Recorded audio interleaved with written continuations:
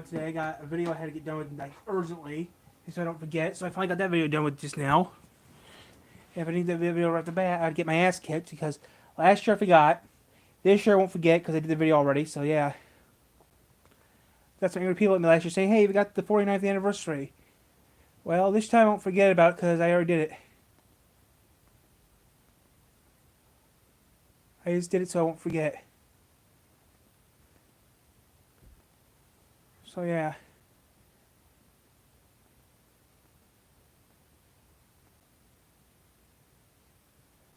Yeah, I did the 47th. Yeah, my channel has the 50th anniversary. It's already the 50th anniversary.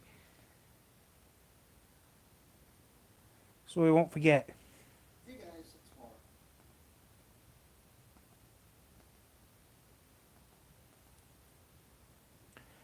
I do it every year, which I know it's not good, it's not proper, but come on, guys. I don't think I would.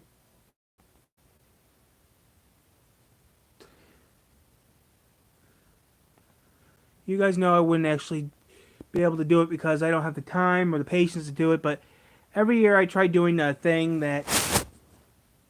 I mean, every year I'm doing the bell ringing every year.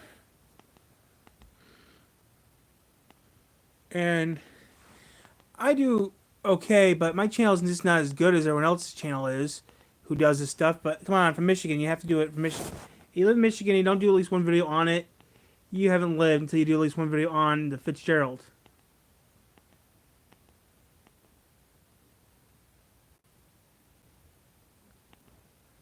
But yeah, I mean, I do the bell ringing every year.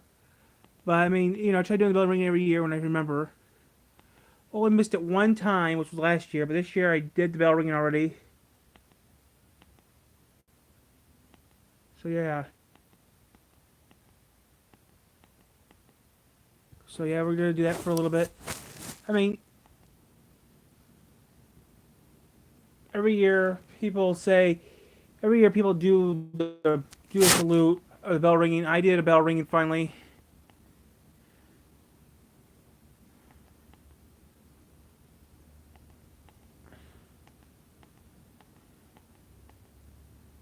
But yeah, I mean, it's something you have to do every year. If you don't do it and you live in Michigan, you don't talk about the Fitzgerald at least once.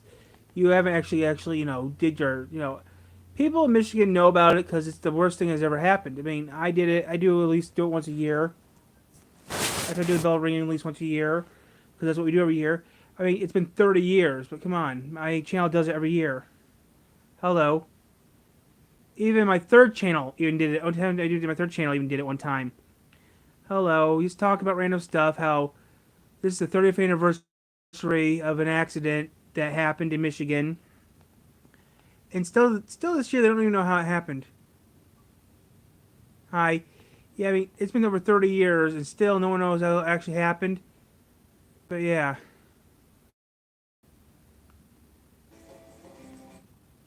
Hello.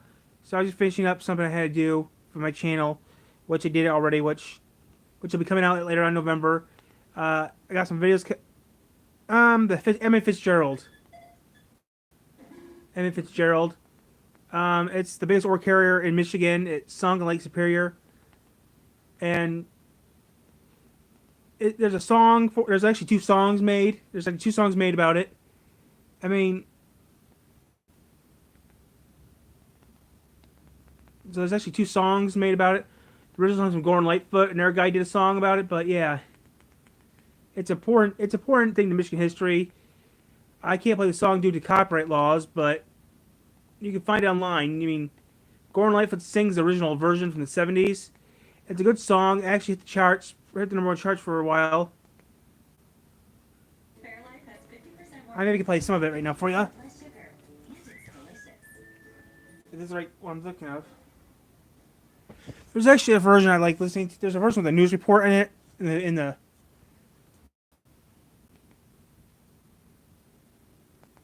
There's a few versions. There's a few music videos of it. If I'm singing it, there's a version that I like.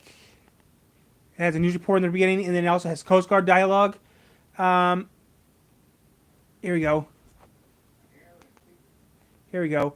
I mean, the Fitzgerald was the biggest ore carrier at the time. I mean, we're not supposed to talk this like no. I'm actually could get in trouble for doing this because I'm not talking about until November.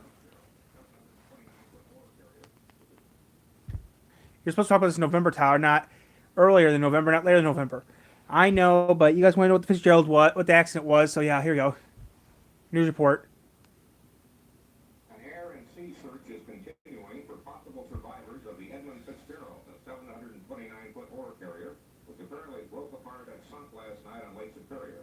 The ship and its 29-man crew vanished in a storm with 80-mile-an-hour winds and wave heights up to 25 feet. All that has been found is an oil slick with some debris.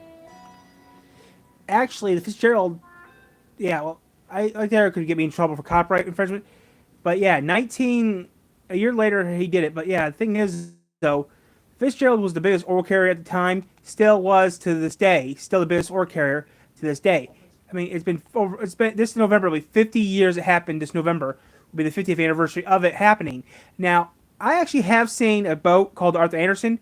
I actually have seen the boat, had footage of it, lost the footage a few months later. I lost the footage because the tape got aimed by the VCR.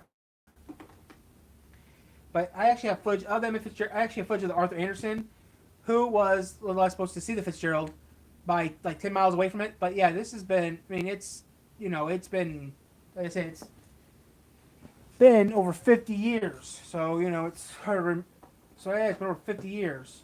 But I still remember it. Seeing the Arthur Anderson was pretty cool. I mean, a few years ago. A couple years ago, I saw the Arthur Anderson before I had YouTube. I seen the Arthur Anderson. So yeah.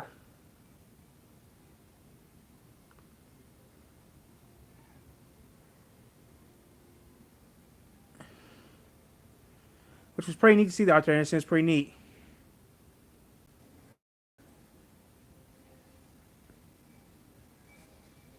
But yeah, it's been.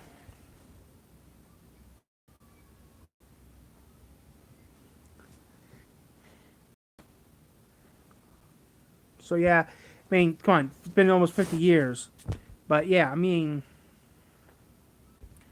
So yeah, this November will be the 50th anniversary. This July will be the 25th anniversary of ringing the Edmund Fitzgerald's bell. I mean, every November they ring the bell 29 times for the people that were lost in the accident. Now, there's been 3 to 4 reasons why it happened. The hatch cover, it bottomed out, it hit a rock, it split. No one really knows what actually happened. I mean, there's been 3 to 4 options of what actually happened. They're saying the main hatchway give what they actually don't know what actually happened. Even to this day, we don't know what happened. We can't go back down there to find out because we're not since 1995. We were not allowed to go down there since 1995 when we raised the bell. So we actually don't know really what happened. Still to this day, we still can't go down there. I mean, as of 1995, we can't go back down there. So yeah, the last time we were down there was to ring them the bell. After we got the bell, we stopped going down. We filmed some more stuff, then we stopped because we can't go down there because due to the family. And if you do go down there, well, the proper permits and stuff, which technically the Fitzgerald's technically in Canadian water. Technically, I mean the people of Canada were. I mean, it's real confusing how it works.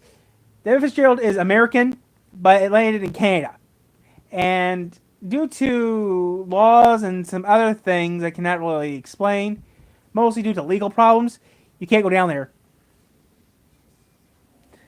You can't go down there. They won't allow you to go down there because it's impossible to go down there. If you try going down there, you could have a hefty fine because the Canadian and U.S. governments will actually be. I mean, according to mostly due to legal problems, you can't do it. I mean, I know the Canadian government technically owns the rights to that part of Lake Superior.